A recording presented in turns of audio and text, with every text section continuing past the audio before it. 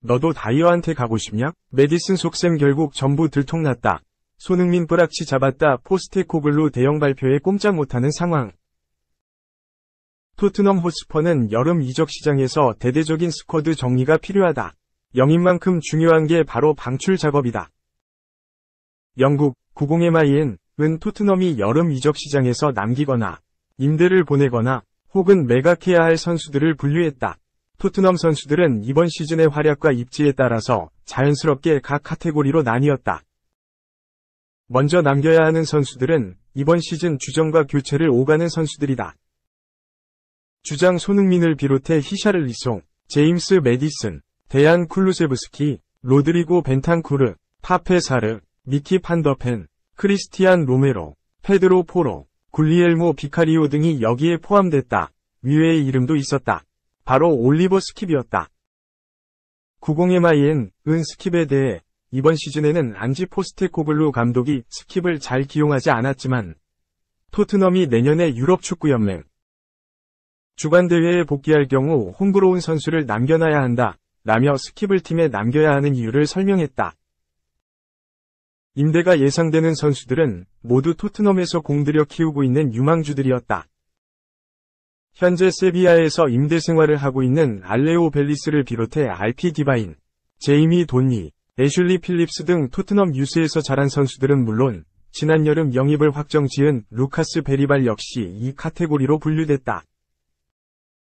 매체가 매각해야 한다고 분류한 선수들은 무려 14명이었다.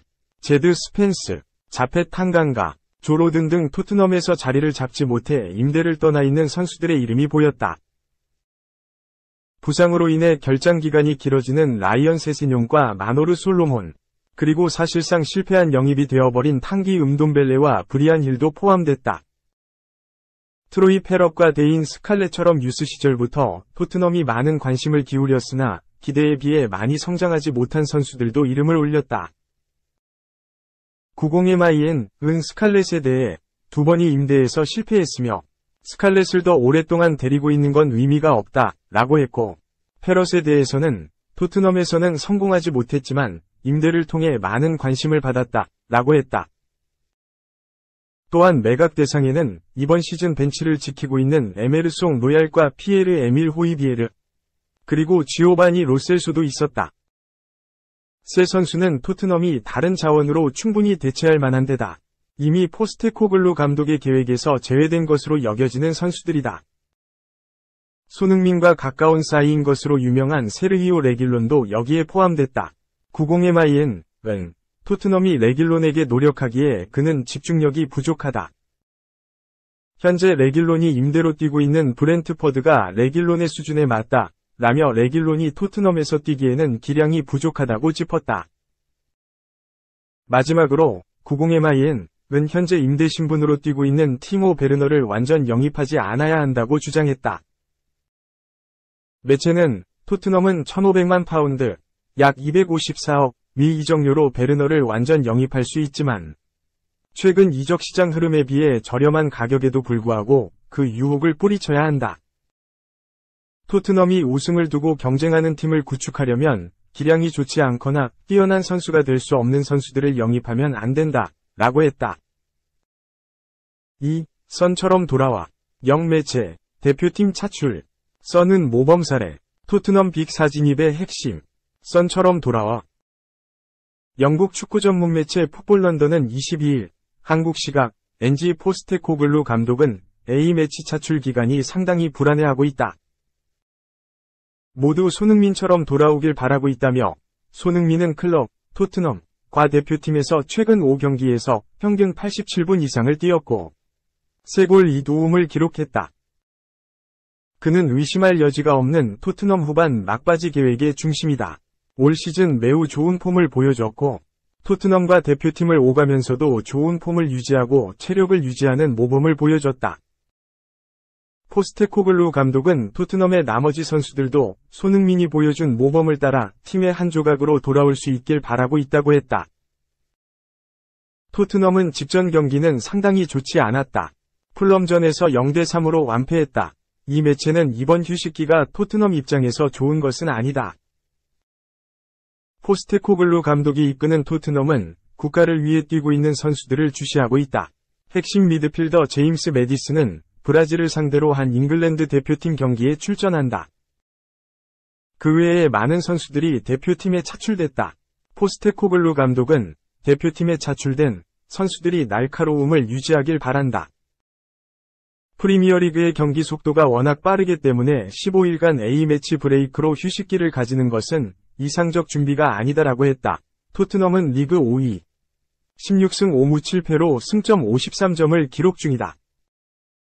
우승은 쉽지 않다. 아스널이 64점으로 1위, 리버풀이 2위다. 토트넘은 빅4에 진입, 챔피언스리그 티켓을 거머쥐는 게 올 시즌 목표다. 4위 아스턴 빌라는 29경기를 치렀고 승점 56점을 기록 중이다. 토트넘은 28경기를 치르면서 아스턴 빌라에 비해 1경기 덜 치렀다. 즉, 빅4에 들어갈 동력은 충분하다.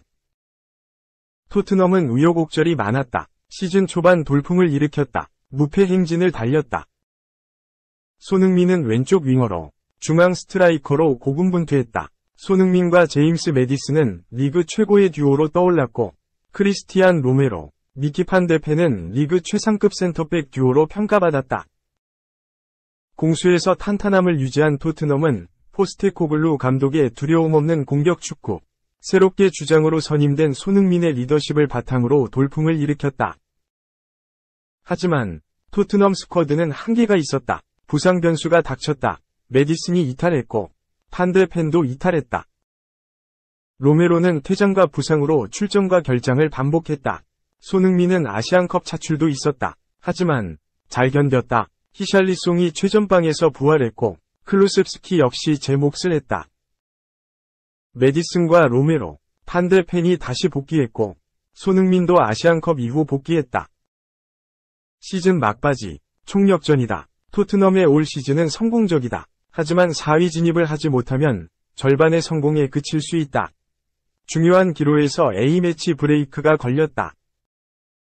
손흥민은 그동안 수차례 대표팀 차출에서도 부상과 부진에 덫에 걸리지 않았다. 그만큼 모범적이었다. 이런 손흥민의 모습은 대표팀에 차출된 토트넘 다른 선수들이 따라가야 할 길이다. 이 매체는 이 부분을 지적했다. 3. 민행이 포기할지 위문, vs. 김임대우 영입문에 김민재 두고 시작된 줄다리기?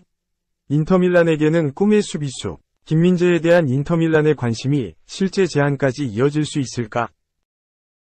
김민재는 최근 주전자리에 밀려나며 이적설이 쏟아지고 있다. 에릭 다이어와의 경쟁에서 토마스 투헬이 다이어를 택하며 어려움을 겪는 상황이다. 전반기까지는 붙박이 주전이었다. 마티아스 더리우트와 다이엇 우파메카노와 부진과 부상으로 결장하는 와중에도 김민재는 꾸준히 선발 자리를 지켰다. 하지만 아시안컵 이후 상황이 반전됐다. 신입생 다이어가 독일 언론의 호평과 투헬 감독의 맞춤형 전술로 활약하며 수비진의 주전을 차지하게 됐다. 투헬은 다이어와 호흡이 잘 맞는 더리우트를 주전 센터백 듀오로 낙점하며 기용 중이다. 반면 시즌 초반 주전이었던 김민재와 우파메카노는 벤치를 지키는 시간이 길어지고 있다. 김민재에 대해 패배자라는 말까지 등장했다. 독일의 빌트는 새로운 투헬의 바이에른에서 패배자들, 5천만 유로의 선수도 역할을 못한다. 김민재는 투헬이 가장 좋아하는 선수지만 지난 4경기 중 3경기를 벤치에 있었다라며 김민재가 다이어에 밀려 패배했다고 전했고, 독일의 아벤트 차이퉁은 지난 여름 나폴리에서 합류한 김민재는 이제 센터백 3옵션에 그친다라고 주장했다. 반면 경쟁자 다이어를 향해서는 호평이 쏟아졌다. 상황이 달라지자 한 시즌 만에 이적 가능성을 넘치는 주장도 나왔다. 스페인의 토도 피차에스는 김민재는 오는 여름 떠날 수도 있다라며 그는 최근 경기장보다 벤치에 자주 자리한다. 김민재의 언급은 그의 미래에 대한 추측을 촉발시켰고 그의 재능을 원하는 다른 구단들의 관심을 유발하는 소문이 나왔다. 비록 그가 바이에른에 헌신하고 있지만 더 많은 출전 시간을 위한 열망은 미래에 대한 논의로 이어질 수 있다라고 전했다. 다만 김민재는 이런 상황에서도 배우고 성장하겠다는 의지를 내비쳤다. 김민재는 최근 독일 언론과의 인터뷰에서 경기에 출전하지 않는다고 해서 내가 완벽하게 궤도에서 벗어난 것은 아니다. 경기장에 들어갈 때마다 내 능력에 대한 자신감이 있다. 특별히 불행하지 않다. 언제나처럼 열심히 훈련을 계속하고 있다. 이전에 이런 경험이 없지만 이런 것들에서 배울 수 있는 점도 있다고 생각한다. 라고 밝혔다. 그럼에도 김민재의 이적 가능성이 조금씩 흘러나오자 이를 주목한 팀들이 있었다. 그 중에는 지난 시즌 김민재가 최고의 활약을 선보였던 세리에 A 무대의 명문인 인터밀란도 이름을 올렸다. 이탈리아의 유력지 라 가제타 델로 스포르트는 지난 22일 인터밀란에서 뛰고 있는 프란체스토 아체르비가 조사를 받고 있으며 그들이 원하는 꿈의 수비수는 김민재다라며 김민재에 대한 인터밀란의 관심을 직접적으로 전했다. 이미 일부 이탈리아 언론에서는 이미 타레미와 피오르트 지엘린스키를 데려온 인터밀란은 여름에는 수비 영입에 힘을 쏟을 수 있다. 여전히 신뢰할 수 있는 스테판 더브레이, 성장 중인 얀 아우렐 비색을 고려해도 수비에 상당한 보강이 필요할 수 있다. 인터밀란은 바이에른이 혼란에 빠진 상황을 김민재 영입을 위해 이용할 수 있다. 김민재는 더 많은 출전 시간을 원하며 잉글랜드 프리미어리그 구단들도 그를 원하고 있다라며 주세페 마로타 단장이 김민재 영입에 시선을 두고 있다고 설명하기도 했다. 인터밀란의 계획은 임대 후 완전 이적 영입이다.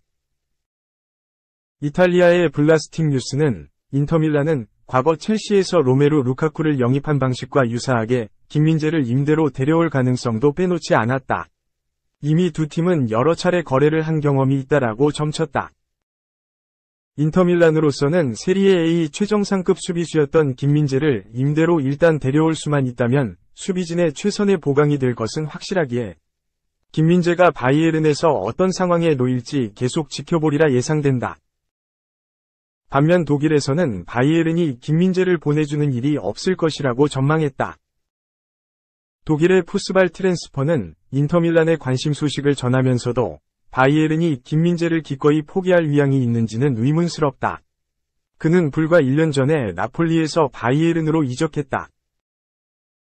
그는 기존 주전 자리를 잃었지만 이미 바이에른에서 살아남을 자질을 갖추고 있음을 보여줬다라며 김민재가 주전으로서의 능력이 있으며 바이에른도 그를 쉽게 보내지 않을 것이라고 점쳤다.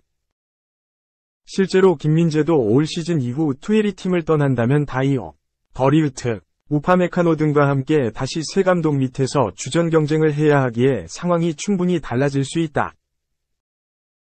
인터밀란의 관심과 함께 김민재의 이적 가능성에 대한 여러 의견이 쏟아지고 있다. 김민재의 시즌 막판까지 주전 경쟁이 어떻게 흘러갈지와 그를 향한 뜨거운 관심에 대한 소식은 당분간 끊이지 않을 전망이다.